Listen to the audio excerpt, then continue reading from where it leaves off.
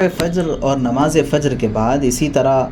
عصر کی نماز کے بعد طواف کرنا تو تمام علماء کے نزدیک جائز ہے، لیکن طلوع فجر کے بعد، طلوع آفتاب سے پہلے اور عصر کی نماز کے بعد اصفرار الشمس یا غروب الشمس سے پہلے طواف کی 2 رکعت نماز پڑھنا حضرت امام ابو حنیفہ رحمۃ اللہ علیہ کے نزدیک مکروہ ہے۔ یعنی ان اوقات میں طواف تو جائز ہے، لیکن طواف کے 2 رکعت پڑھنا مکروہ ہے، اور ان کے نزدیک ان اوقات میں طواف کرنے کے بعد سورج طلوع ہو جانے یا غروب ہو جانے تک طواف کی نماز کو موقوف رکھنا چاہیے،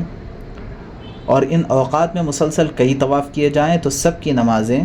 طلوع یا غروب تک موقوف کر دی جائیں، اس کے بعد علی ترتیب وہ سب نمازیں پڑھ لی جائے، تو ان دونوں اوقات میں بلا صلاۃ تسلسل طواف ان کے نزدیک بلا کراہت جائز ہے۔ یعنی ان اوقات میں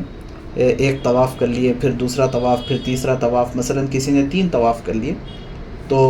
سورج غروب ہو جانے کے بعد یا طلوع ہو جانے کے بعد، یعنی مکروہ وقت ختم ہو جانے کے بعد یہ تینوں طوافوں کی ایک ساتھ یکے بعد دیگرے 3 مرتبہ 2 رکعت صلاۃ طواف پڑھ لینا